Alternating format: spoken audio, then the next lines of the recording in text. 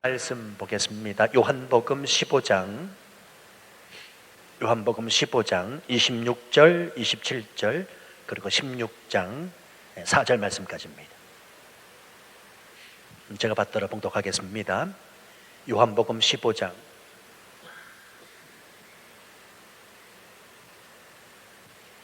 26절 말씀부터 읽겠습니다.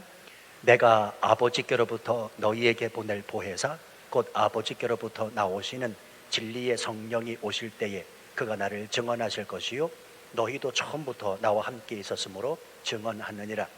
16장 1절입니다. 내가 이것을 너희에게 이름은 너희로 실족하지 않게 하려 함이니 사람들이 너희를 출교할 뿐 아니라 때가 이르면 무릇 너희를 죽이는 자가 생각하기를 이것이 하나님을 섬기는 일이라 하리라. 그들이 이런 일을 할 것은 아버지와 나를 알지 못함이라. 오직 너희에게 이 말을 한 것은 너희로 그때를 당하면 내가 너희에게 말한 이것을 기억나게 하려 함이요 처음부터 이 말을 하지 아니한 것은 내가 너희와 함께 있었음이라. 아멘. 잠깐 기도하겠습니다. 아버지 하나님 고맙습니다. 우리 찬양, 우리 기도 받아주셔서 감사합니다. 이 시간 종이 말씀 들고 서사오니 주여 역사하시고 친히 하나님이 빛으로 말씀하시되 말씀 듣고 삶이 변화되고 용기 얻고 힘 얻고 돌아가는 시간 되도록 이끌어 주옵소서. 주는 무지하옵고 예수님 이름으로 기도하옵나이다. 아멘. 물 한 잔 먹어도 되겠죠? 예, 땀도 좀 닦고요. 예.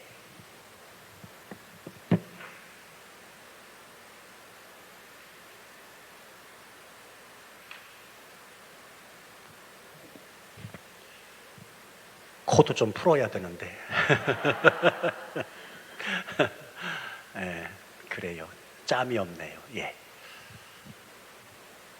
이 땅을 살아가는 그리스도인들의 힘은 성령님이 내주하고 계시다는 이 자체입니다. 여러분, 사실 이 말이 맞다면 성령님이 내 안에 역사하시고 성령이 나의 힘이라면 사실 저와 여러분들은 기가 막힌 삶을 이 땅 가운데 살아갈 수가 있습니다. 왜 그렇습니까? 온 우주 만물을 창조하신 그 하나님의 영이 나와 함께 하시고 나를 지키시고 나를 보호하신다라고 하는 이 분명한 믿음을 가지면 아니 용기 얻지 않을 일이 무엇이며 힘 얻지 않을 일이 뭐냔 말이에요. 자, 그럼에도 불구하고 그리스도인들이 현실에서는 왜 그토록 힘을 발휘하지 못하며 살아가는지, 왜 당당하게 자신감을 가지고 살아가지 못하는지, 조금만 힘들고 어려우면 낙심하고 절망하고 쓰러지는지요. 어떤 남자가요 최첨단 냉장고 하나를 샀대요. 이 최첨단 인공지능을 갖춘 냉장고입니다. 냉장고 문을 열면 그 안에 선반들이 자동으로 쭉 나오는 겁니다. 아주 기가 막힌 냉장고입니다. 그래서 이 남자는 냉장고가 자기 집에 도착하자마자 그 안에 음식물을 가득 채웠고요. 다음날 기대하는 마음으로 이 남자는 냉장고의 문을 열었는데 선반이 자동으로 나오기는커녕 그 냉장고 안에 들어가 있는 음식이 다 썩어져 버린 겁니다. 왜 그럴까요? 예, 전원 플러그가 꽂혀지지 않아서입니다. 여러분, 최첨단 인공지능의 냉장고면 뭐합니까? 냉장고의 그 플러그가 전원 콘센트에 꽂혀 있지 않으면 그 냉장고는 아무런 기능을 하지 못합니다. 마찬가지입니다. 하나님이 나와 함께 하시는 이 최고의 지식과 뛰어난 재능을 가지고 살고 있는 그리스도인이라 할지라도 그가 성령님과 플러그인 되어 있지 아니하면 힘도 능력도 발휘하지 못하고 세상을 살아가게 된다는 말입니다. 그러므로 우리가 날마다 기도해야 될 것은 성공을 위해서가 아니라, 출세를 위해서가 아니라 내 자녀 복받게 하여 주옵소서. 물론 그 기도도 필요하겠습니다만 더 중요한 기도가 무엇이 되어야 되겠느냐? 성령 충만하게 하옵소서. 성령님이 내 삶에 플러그인 되게 하여 주옵소서라고 간구하는 것이 더 중요하다는 사실입니다. 이 많은 사람들이 오랜 신앙생활을 통해서 성령님에 대하여 잘 알고 있는 듯이 말합니다. 그러나 만약에 그가 알고 있는 그 성령님의 개념을 그냥 한낱 개념으로만 알고 있는 분이라면 그 사람은 성령님을 잘못 이해하는 사람입니다. 마치 사랑 한번 해보지 못한 사람이 사랑에 대해서 말하고 결혼해보지 않은 사람이 결혼에 관하여 말하는 것과 똑같다는 말입니다. 제가 결혼하고 큰 애를 4년 만에 낳았거든요. 애를 낳고 보니까요, 애 낳기 전과 애를 낳고 난 후에 세상이 달라 보입니다. 부모님의 마음을 조금은 이해가 되게 되더라고요.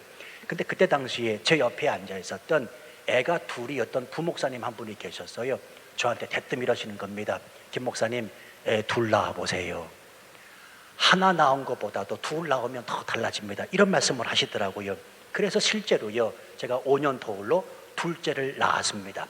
그랬더니 정말로 둘째 낳고 나니까 세상이 또 달라 보이는 겁니다. 그런데 이번에는요, 담임 목사님이 애가 셋이거든요. 그래서 저한테 또 이렇게 말씀하십니다. 김 목사, 셋 낳아봐라, 또 달라지지. 이 말씀을 하시더라고요. 여러분, 성령은 개념으로 아는 것이 아니고 반드시 체험으로 알아야 합니다. 그래야 하나님이 실감됩니다. 제가 언젠가도 여러분에게 누차 말씀드렸습니다만 신앙의 문제는 다른 게 아닙니다. 하나님이 실감되지 않는 게 문제입니다. 여러분, 바꿔서만 생각해 보십시오. 오늘 이 시간에 여러분들이 그 살아계신 하나님이 실감되어진다면 얼마나 좋을까. 그 살아계신 하나님, 온 우주 만물을 통치하시고 그 나와 함께 하시는 그 하나님이 실감되어진다면 사실 우리 이렇게 예배 안 드려요. 이렇게 기도하지 않, 이렇게 머물 수 없다는 말입니다. 신앙의 문제가 뭐냐? 그 살아계신 하나님이 살아계시다고 말은 하는데 실감되지 않는 것이 문제라는 말입니다.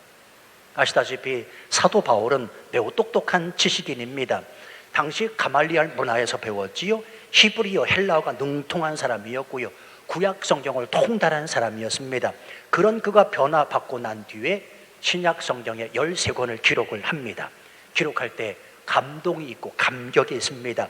그 책을 읽고 삶이 변화되고 많은 사람들이 눈물을 흘립니다. 왜 그렇습니까?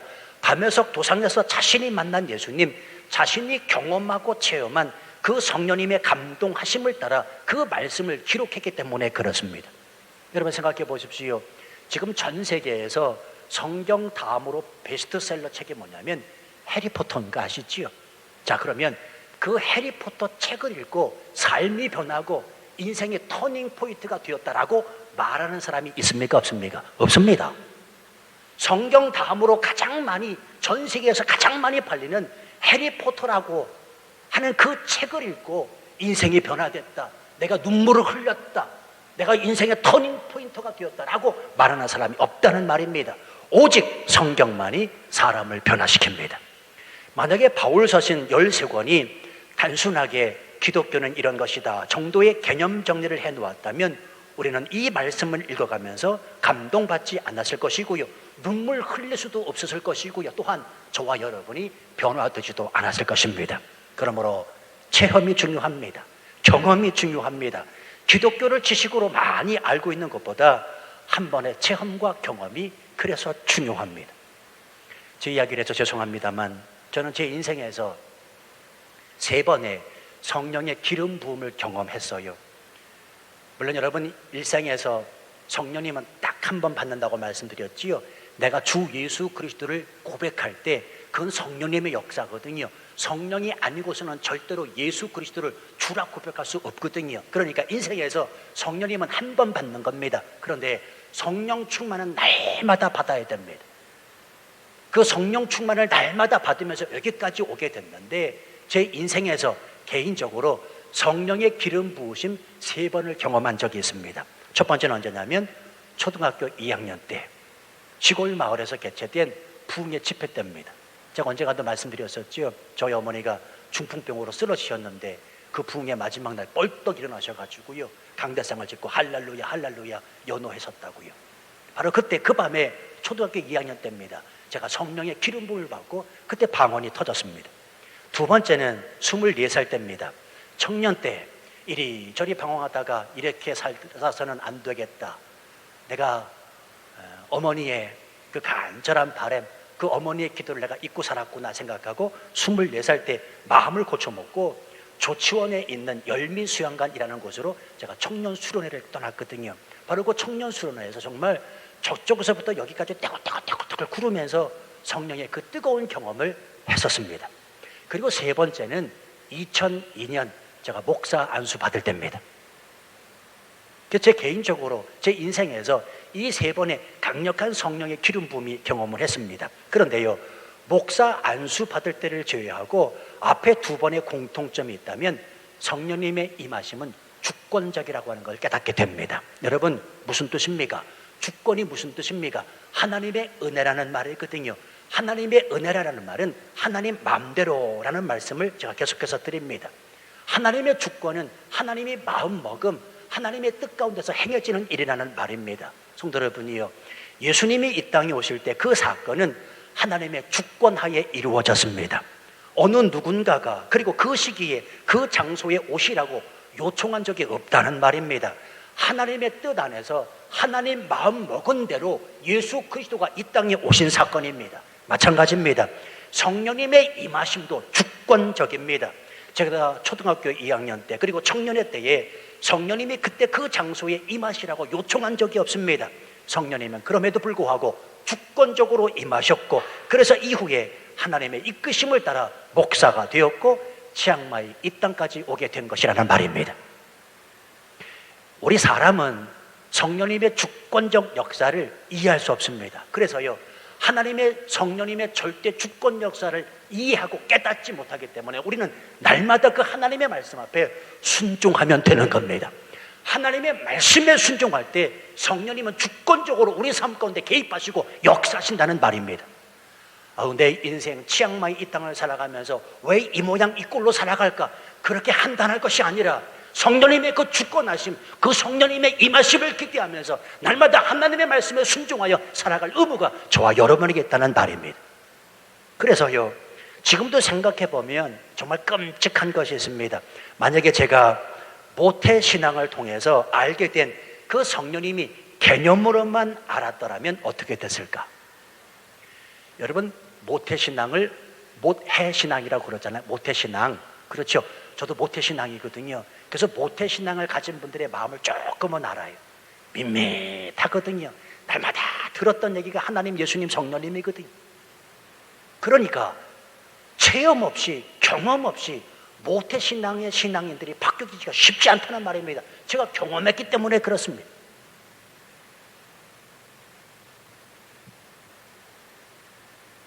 그래서 지금도 생각해보면 내가 만약에 모태신앙으로 자라오면서 성령님을 체험 아닌, 경험 아닌 개념으로만 알고 있었더라면 어떻게 됐을까? 생각해보면 끔찍합니다.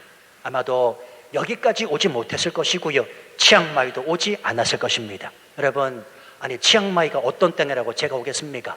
성령님의 주권하에 오게 된 것이지 제 뜻이었다면, 제 생각이었다면 절대로 올 수도 그리고 오지도 않았을 것이라는 말입니다.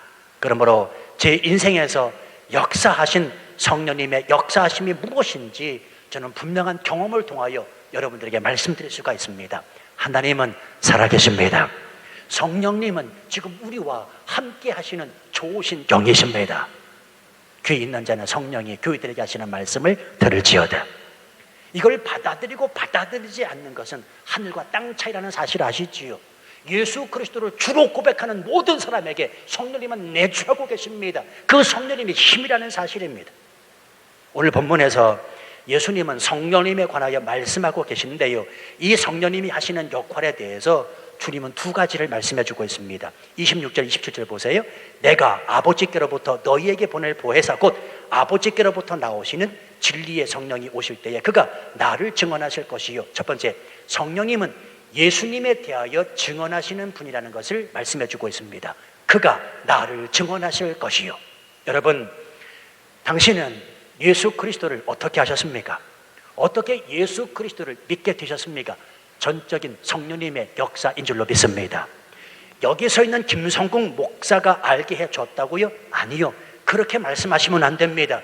김 목사는 하나님의 도구로 쓰임 받았을 뿐이지 예수님을 믿게 하시고 예수 그리스도를 알게 하시는 이는 바로 여러분 마음 안에 계시는 성령님이라는 사실입니다. 세상에 많은 사람들이 예수님을 그저 세계 4대 성인 군자 중에 한 사람일 뿐이라고 말합니다. 예수님은 사생아였고 인도까지 가서 결혼하여 아기까지 낳았다고 주장하는 사람도 있습니다. 말도 되지 않는 억측입니다. 성령의 사람은 예수님에 대한 이런 소리가 나올 때마다 단호해야 됩니다. 나의 죄 때문에 십자가에서 피 흘려 죽으신 예수 그리스도 그분을 선포함이 마땅합니다. 사망 권세 이기시고 죽음에서 부활하신 예수 그리스도의 그 이름을 증언하는 것이 저와 여러분의 몫이라는 말입니다. 두 번째, 이 예수님의 성령 받은 제자들을 통해 증언된다고 말씀하십니다. 자, 27절 보세요. 너희도 처음부터 나와 함께 있었으므로 증언하느니라. 증언한다라는 말은 앞으로 계속해서 증언될 것이다라는 말씀인데, 영어 성경으로 보면 증언되어야만 한다라고 하는 완고한 표현으로 사용되어지고 있습니다. 성도 여러분, 우리가 알다시피 예수님의 제자들은 성령 받기 전과 성령 받은 후가 완전히 달라진 삶을 살았습니다. 성령 받기 전에 예수님의 제자들은 모두가 겁쟁이들이었습니다. 예수님이 십자가를 지고 골고다를 오르실 때 제자들은 모두가 도망가기에 급급했습니다. 그런데 오순절 마가의 그 다락방에 임한 성령을 경험한 뒤에 그들은 이후에 목숨을 내걸고 주를 증언하다가 결국은 핍박 가운데 모두가 순교했음을 우린 잘 알고 있습니다. 제가 한번 읽어드릴게요. 야고보는 돌에 맞아 죽었고요, 빌립은 십자가 처형을 당했고, 마태는 에디오피아에서 창에 찔려 죽었고, 야고보는 구타당하고 돌에 맞아 뇌에 손상을 입어 죽었고, 마띠아는 잠수형, 안드레는 십자가 수직 처형, 마가는 몸이 찢겨 죽었고, 베드로는 십자가에 거꾸로 매달려 죽었고, 바울은 칼에 목이 잘려 죽었고, 바돌로메는 십자가 처형, 도마는 인도까지 가서 죽창에 찔려 죽었고, 누가는 목 매달려 죽었고, 시몬은 십자가 처형을 당했다고 합니다. 마지막 요한만이 끓는 가마 속에 들어갔다가 기적적으로 살아남아 유배섬 밤모섬에서 생을 마감하게 됩니다. 이들이 왜 이렇게 죽었습니까? 다른 게 아닙니다. 복음을 증언하다가 죽었습니다. 예수 그리스도 그분이 참 구세주인 것을 알기에 증언하다가 죽었다는 말입니다. 성도 여러분이요, 그리스도인의 존재 목적은 예수 그리스도 복음을 증언하는 일에 있습니다. 치앙마이 중앙교회가 이 땅에 존재하는 그 이유는 다른 게 아닙니다. 한국 사람들 모여서 잘 먹고 잘 살기 위함이 아니라 예수 그리스도 그 복음을 증언하기 위하여 하나님께서 이 교회를 세우셨다는 말입니다. 그렇다면 이 일에 하나님께서 내 목숨을 요구하신다면 바로 제자들과 그리고 사도들처럼 내 목숨 아낌없이 바칠 준비가 되어 있으십니까? 제가 지난번에 5월 달에 스코틀랜드에 가서 일주일 동안 있었잖아요. 집회 중에 딱 2번을 울었어요. 물론 집회 중에 운 건 아니에요. 말씀을 듣다가 뭐 찬양하다 운 건 아닌데, 제가 스코틀랜드의 그 선교사대에 참여하면서 2번을 운 적이 있습니다. 한 번은 뭐 여러분도 아시겠지만 저희 교단이 백석 대신이잖아요. 아니, 백석 대신이 됐습니다. 무슨 얘기인 줄 아시지요? 백석 측과 대신 측이 합했거든요. 통합을 했다는 말입니다. 뭐 이 얘기라면 좀 길어지니까 어쨌든 간에 저희 교단은 밖에 나가셔서 그렇게 말씀하시면 돼요. 교단이 어디냐 그러면 백석 대신입니다 라고 말씀하시면 됩니다. 그런데 옛날 구백석과 구대신 선교사님들이 한꺼번에 모인 게 스코틀랜드 선교사 대회였습니다. 그래서 집회는 같이 하다가 나중에 이제 회의를 따로 했거든요. 구백석과 구대신 측이 따로따로 했어요. 그리고는 구백석 측에서 이제 들어오라 그럽니다. 본회의장에. 그래 들어갈 때 구백석 대신 선교사님들이 박수로 전부 다 일렬로 도일해가지고 저희 구대신 선교사님들을 맞이하시는 거예요. 그때 눈물이 팍 나더라고요. 눈물이 핑 돌더라고요. 아, 우리가 하나구나. 이 교단 안에서 이제 한 마음으로 하나 된 선교사님들이구나 라고 생각하니까 눈물이 계속 나더라고요. 제가 감성적인 사람이잖아요. 그 분위기를 보니까 너무 좋은 거예요, 정말.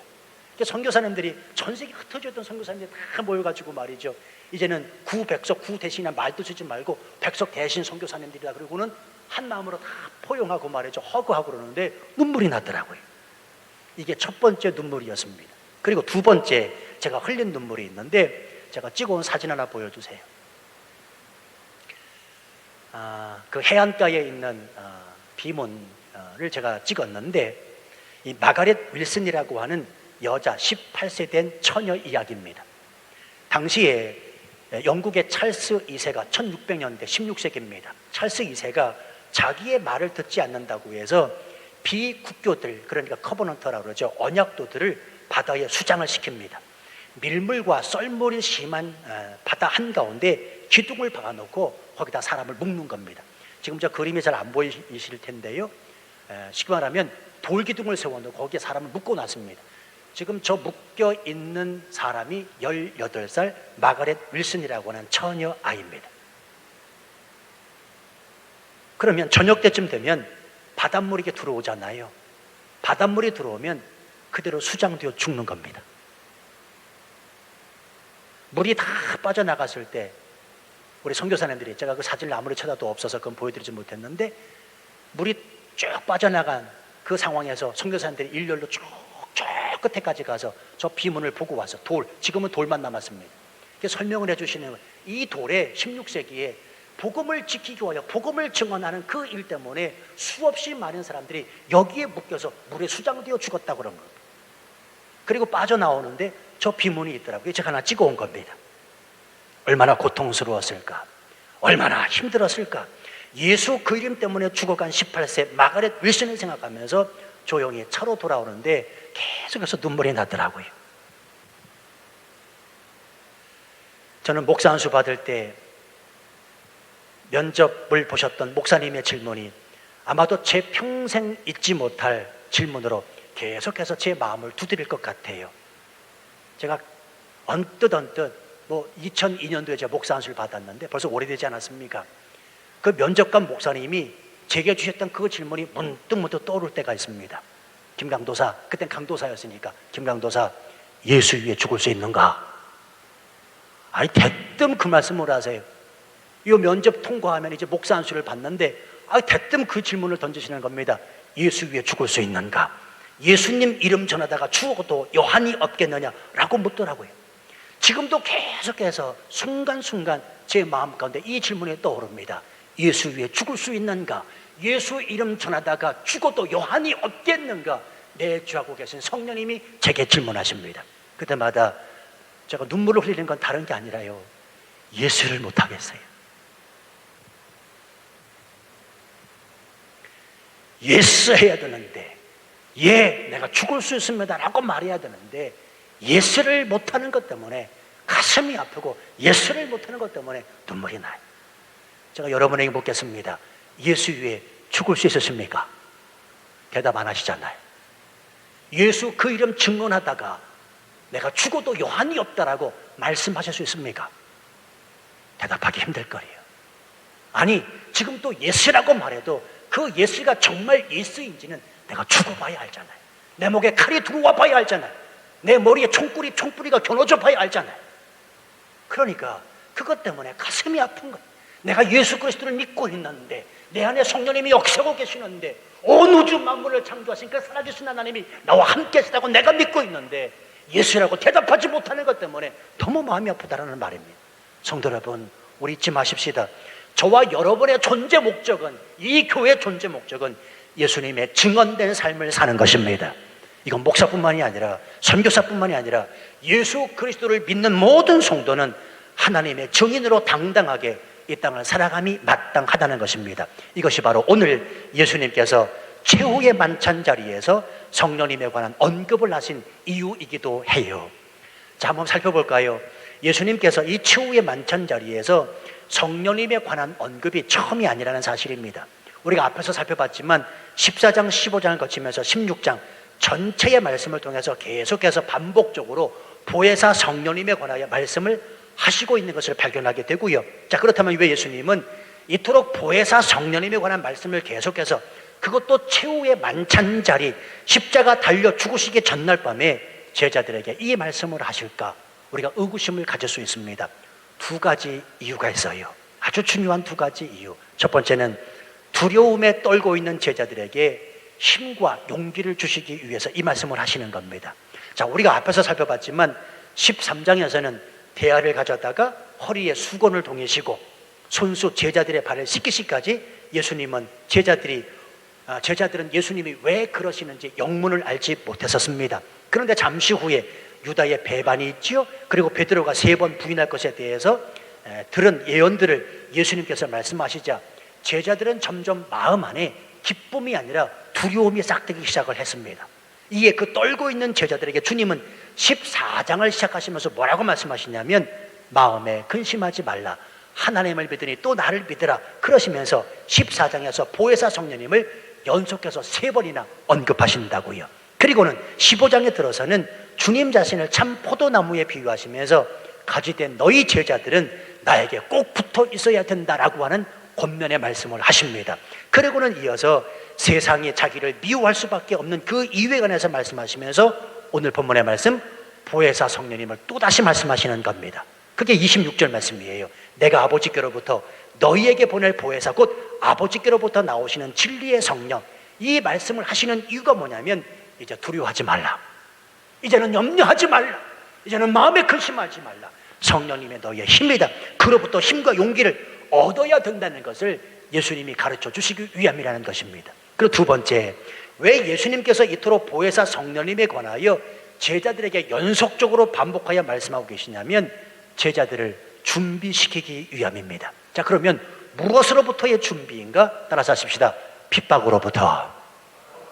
핍박으로부터 준비시키시기 위하여 이 말씀을 하고 계십니다. 자, 16장 1절 보세요.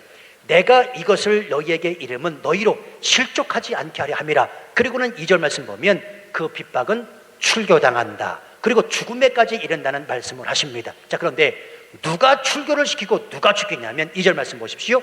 무릇 너희를 죽이는 자가 생각하기를 이것이 하나님을 섬기는 일이라 하리라. 다시 말하면 하나님을 모르는 사람이 아니라 하나님을 아는 자들이 너희를 출교시킬 것이고 너희에게 죽음을 안겨줄 것이고 너희를 핍박할 것이다 라고 말씀을 하십니다.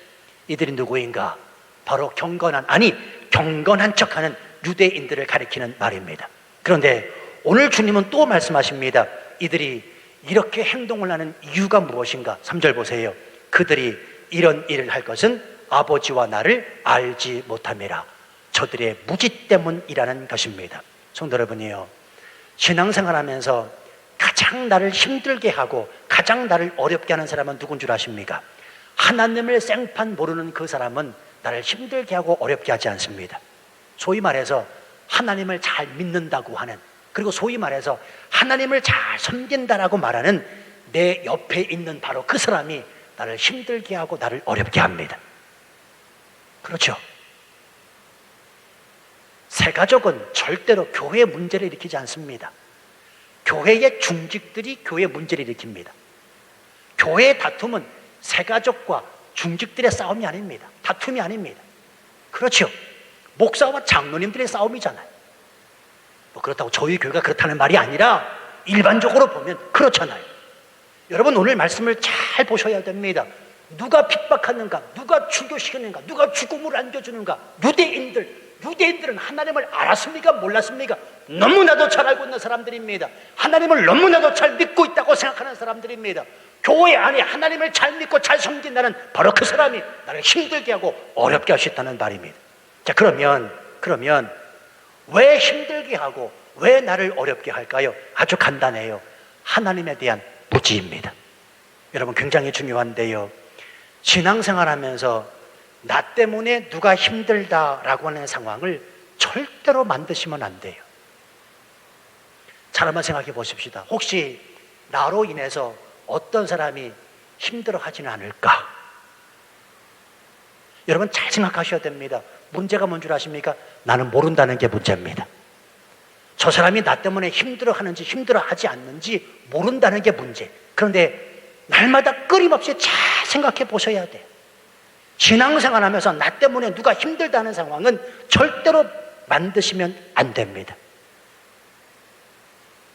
우리는 가끔 착각합니다.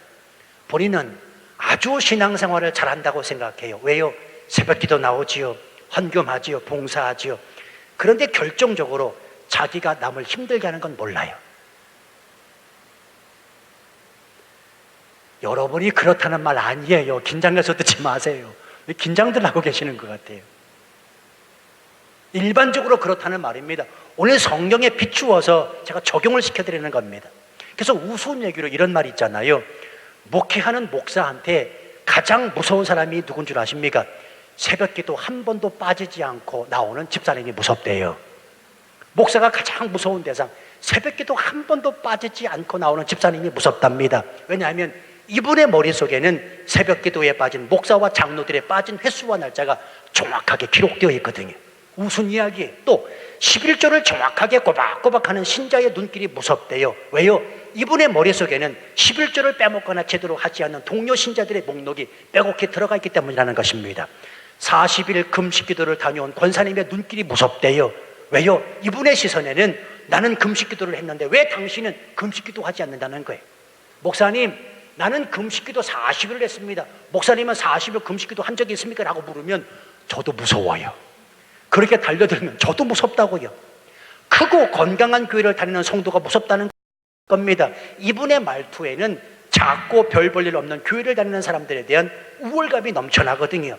신학 박사 학위를 받은 신학자가 무섭다는 겁니다. 이분 앞에 서면 모든 사람들이 종류별로 차곡차곡 분류되어 버리고 말거든요. 성도수가 제법 되는 교회 목사들이 무섭다는 겁니다.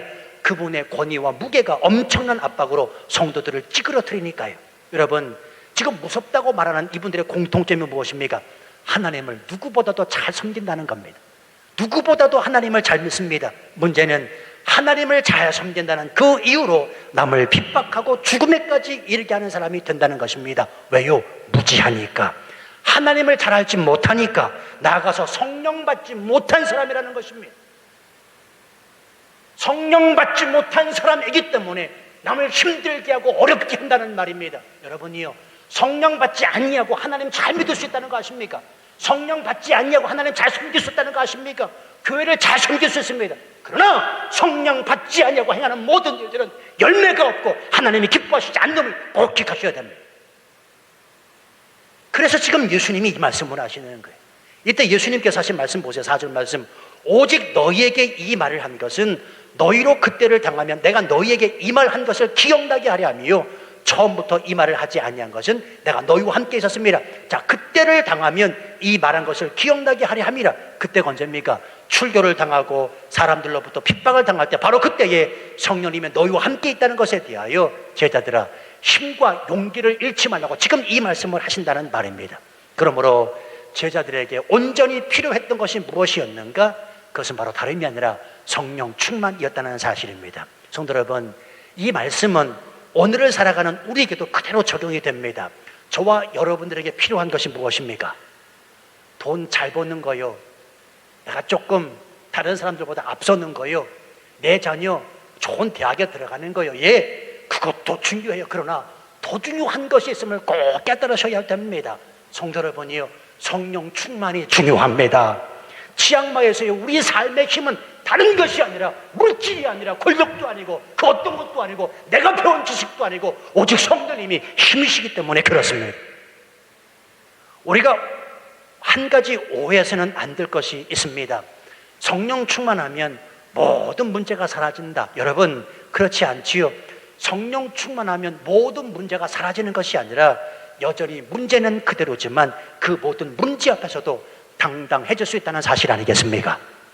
스데반 집사님을 보십시오. 돌에 맞아 죽기 직전에 스데반의 모습이 어떻다고요? 성령이 충만했다라고 성경이 기록해주고 있습니다. 생각해 보십시오. 성령이 충만하면 돌에 맞아 왜 죽습니까? 성령님이 막아주셨어야죠. 그것이 정상 아닙니까? 그런데 성령님은 방치하시는 듯합니다. 스데반이 성 밖에 내쳐질 때까지, 돌에 맞아 죽을 때까지 성령님은 관여하지 않으시는 것 같아요. 왜 그렇습니까? 몰라요. 저도. 그것이 하나님의 주권이니까. 중요한 건 스데반은 성령 충만했기 때문에 돌멩이 앞에서도 당당했다는 사실입니다. 여러분, 우리가 왜 성령 충만해야 되는가? 돌멩이를 맞지 않기 위해서가 아니라 그 돌멩이도 당당하게 맞기 위함이라는 사실입니다. 이게 힘이고 이게 능력 아니겠습니까? 그러므로 우리는 기도의 내용이 이제 바뀌어야 됩니다. 하나님, 내 모든 문제를 해결하여 주옵소서가 아니라, 하나님, 이제는 내 앞에 있는 어떤 모든 문제 앞에서도 당당해질 수 있도록 성령 충만하게 하옵소서. 이렇게 바뀌어야 됩니다. 여러분이요, 어쩌면 지금 당신의 문제는 눈앞의 어려움의 문제가 아니라 성령 충만하지 못한 것이 문제일지 모릅니다. 그렇잖아요. 정말 당신 앞에 문제, 그 문제가 문제입니까? 아니요. 저는 그렇게 생각하지 않습니다. 잘 한번 생각해 보십시오. 내가 성령 충만 받지 않은 것이 문제이지 내 앞에 지금 현실로 다가오고 있는 문제는 문제가 아니라는 말입니다. 나를 이 땅에서 지킬 수 있는 유일한 분은 성령님이십니다. 그 성령님이 저와 여러분의 힘 되시겠다고 오늘도 말씀하고 있습니다. 성령 충만하여 주의 뜻을 이루며 이 땅에서 당당하게 든든하게 살아 하나님 앞에 영광 올려드리시는 우리 모두가 되시기를 주님의 이름으로 축원합니다. 우리 이 찬양 부르시지요. 우리